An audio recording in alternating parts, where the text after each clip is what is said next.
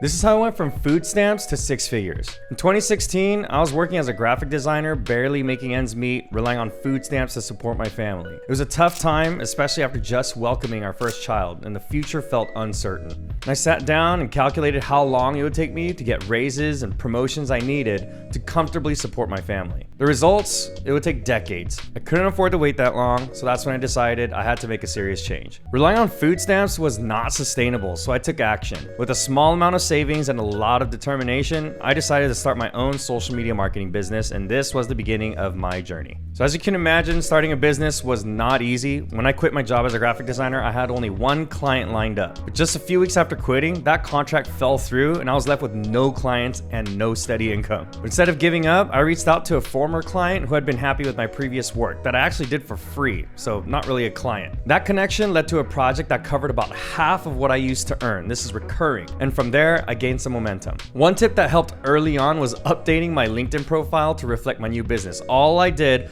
was just switch it from employee to business owner. And within the next day, a local businessman reached out for design and photography services. It wasn't a huge contract, but it was a start. And from there, I learned how powerful my network could be. Because this same businessman referred me to a lot of other work that helped me build the foundations of my business. In the beginning, I didn't have much to show in terms of a portfolio. So what I did was I offered free services to key people in my network. While it didn't pay off immediately, this strategy paid off long term.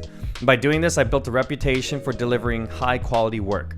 Word of mouth referrals started to come in, and within 6 months, I matched my old income. And by the end of the first year, I doubled it. 2 years later, I was making six figures. One thing I really want to highlight is over-delivering on projects. One specific project involved working for free on a small campaign for a local business. And that business owner referred me to a larger client, which turned into a long-term contract. So the lesson here is when you over-deliver and build relationships, opportunities will come your way. One of the most valuable lessons I learned came from a business mentor who told me, you need to raise your prices.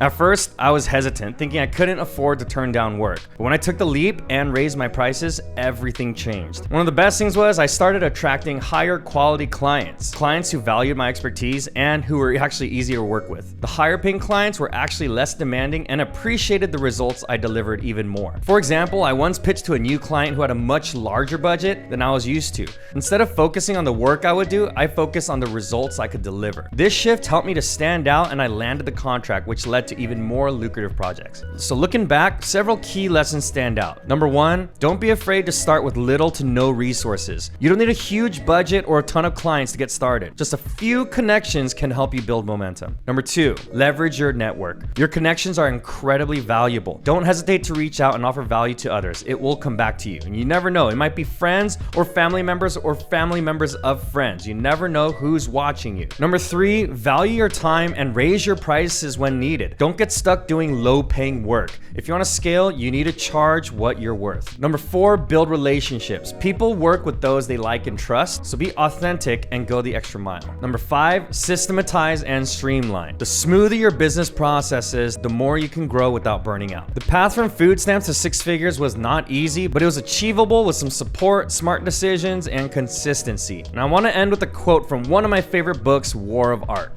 Right over here. The amateur believes he must first overcome his fear, then he can do his work. The professional knows that fear can never be overcome. He knows there is no such thing as a fearless warrior or a dread-free artist. Resistance knows that the amateur composer will never write his symphony because he is overly invested in its success and over-terrified of its failure. The amateur takes it so seriously, it paralyzes him. I planned, strategized, thought about starting a business for a long time, but it didn't build until I started it.